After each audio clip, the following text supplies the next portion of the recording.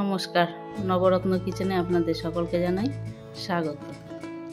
আজ আবার একটা বড় কাতলা মাছ নিয়ে এসেছে বাজার থেকে। মাছটাকে আমি এবার কেটে নেব। দেখুন মাছটা কত বড়। মাছটা একদম টাটকা ছিল।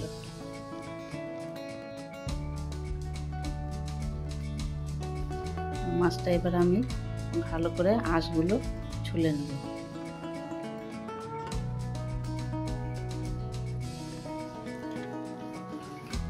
আঁশগুলো ভালো করে ছুলে নিই। এবার আমি মাছটাকে পিস করব। এই কাতলা মাছটা দিয়ে আজকে দুটো রেসিপি হবে। আপনারা পুরো ভিডিওটা দেখতে থাকুন।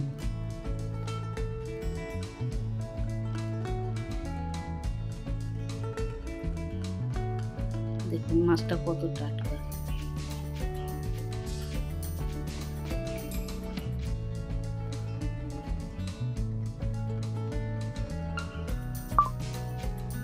মাছগুলো আমার পিস করা হয়ে গেছে। এবার আমি মাছগুলো ভালো করে পরিষ্কার করে নিয়ে আসবো।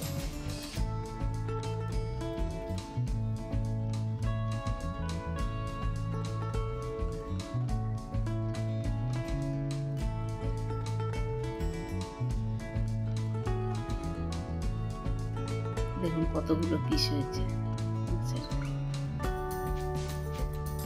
এবার আমি এই মাছ দিয়ে দুটো রেসিপি করব। একটা হচ্ছে মান কচু আর একটা হচ্ছে লাল শাক। মান কচু দিয়ে মাছ দিয়ে করব আর লাল শাক দিয়ে মাছের মাথা দিয়ে একটা রেসিপি করব।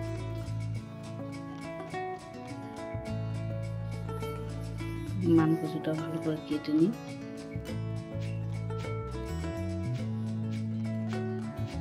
আর মান কচুর ছালগুলো একটু বেশি করে ছুলবেন।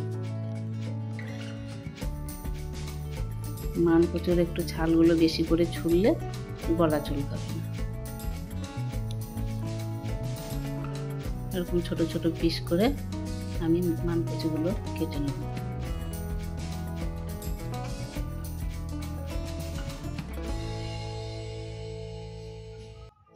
মান কচুগুলো কাটা হয়ে গেছে। এবার আমি লাল শাকটা ভালো ধুয়ে পরিষ্কার করে নিয়ে এসেছি। এবার শাকটা কেটে নেব।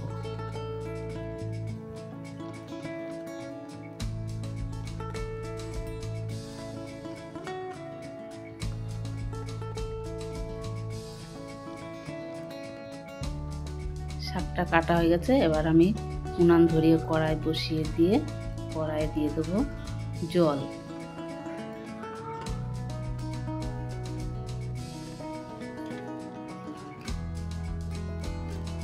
জল দিয়ে এবার আমি কচুগুলো ভাপাতে দেব। একটু তার সঙ্গে একটু দিয়ে দেবো লবণ। লবণ দিলে একটু ভাপটা ভালো হয়।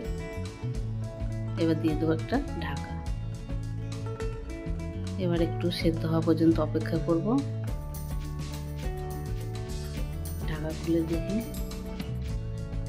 আমার কচু সেদ্ধ হয়ে গেছে। পুরোপুরি সেদ্ধ করব না, একটু থাকবে। ওই 60-70% আমি সেদ্ধ করে নিচ্ছি।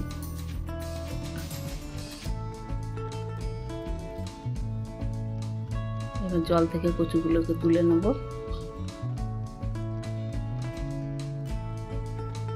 এবারে শুকনো কড়াই ভেজে নেব আমি গোটা জিরে, গোটা ধনে আর কয়েকটা গোটা শুকনো লঙ্কা। এগুলো শুকনো খোলায় ভেজে আমি নামিয়ে নেব। একটু লাল লাল করে ভেজে নেব।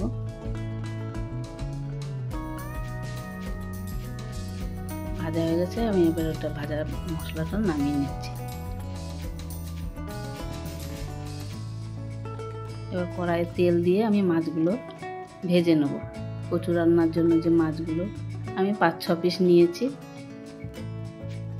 নুন হলুদ মাখিয়ে মাছগুলোকে এবার ভেজে নেব।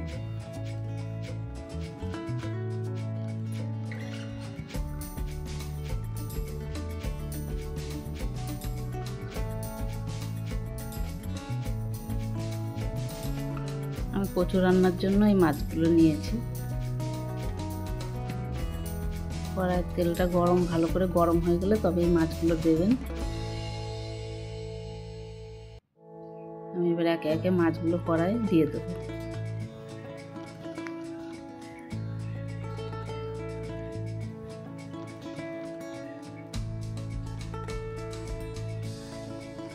মাছগুলো এবার লাল লাল করে ভেজে আমি তুলে নেব।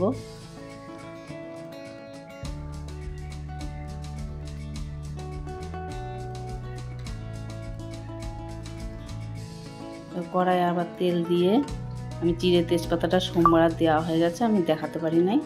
এবার আমি কচুগুলো দিয়ে দেব।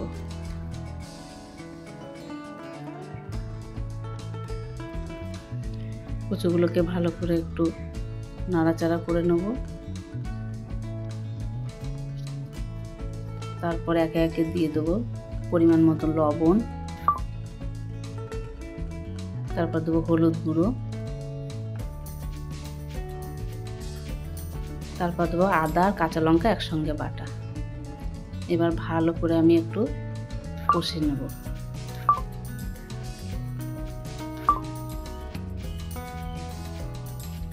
এবার ভালো করে একটু নাড়াচাড়া করে কষিয়ে নিয়ে তারপরে দিয়ে দেবো আমি জল।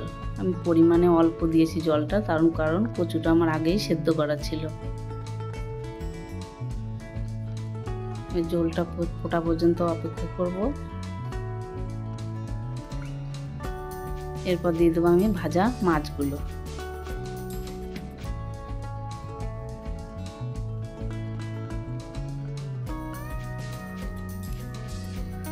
ভাজা মাছ দিয়ে আমার ঝোলটা একটু ফুটে গেলে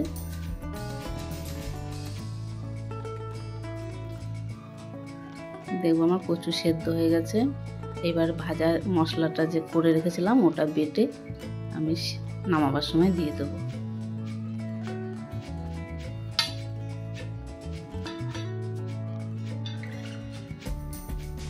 দেওয়ার পরে একটু নাড়াচাড়া করে এখন আমি তরকারি নামিয়ে ফেলবো। আমার কচুর তরকারি হয়ে গেছে। আপনারা এরকম করে একবার রান্না করে দেখবেন, ভালো লাগবে। যে কচু রান্না হয়ে গেছে। এবার কড়াইয়ে তেল দিয়ে আমি মাছের মাথাটাকে নুন হলুদ দিয়ে ভেজে নেব। এটা দিয়ে আমি লাল শাক রান্না করব।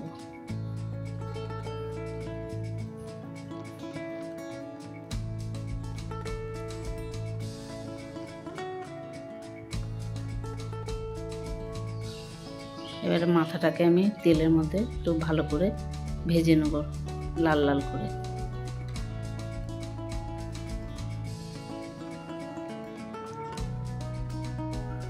এবার মাথাটা আমার ভাজা হয়ে গেছে, তুলে নেব।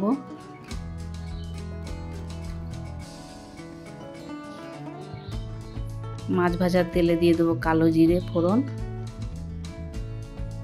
আর চেরা কাঁচা লঙ্কা। একটু নাড়াচাড়া করে নেব। তারপরে দিয়ে দেবো লাল শাক। লাল শাকগুলোও টাটকা, আজকে আমাদের জমির থেকেই তোলা।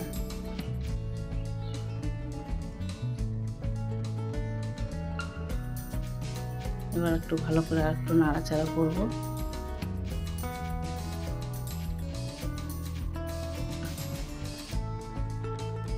এবার দিয়ে দেবো পরিমাণ মতো লবণ আর একটু সামান্য হলুদ গুঁড়ো। ভালো করে নেড়ে নেব।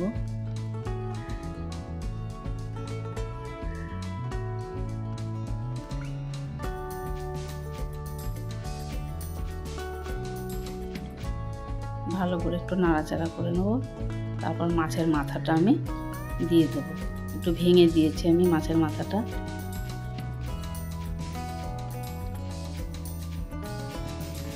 আর সামান্য একটু আমি জল দিয়ে দেবো, অল্প সামান্য। তারপর ওটাকে ঢাকনা একটা থালা দিয়ে ঢেকে দেবো। ঢাকনা খুলে দেবো। শাকটা আমার প্রায় হয়ে গেছে। এরপর সামান্য একটু চিনি দেব। তারপরে একটু ধনেপাতা কুচি দিয়ে আমি নামিয়ে ফেলবো।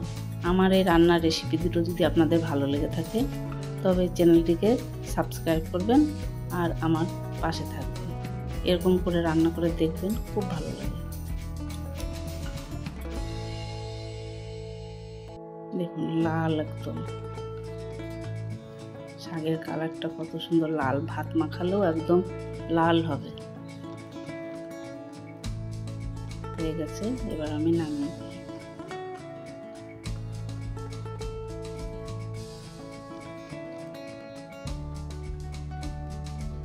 ধন্যবাদ।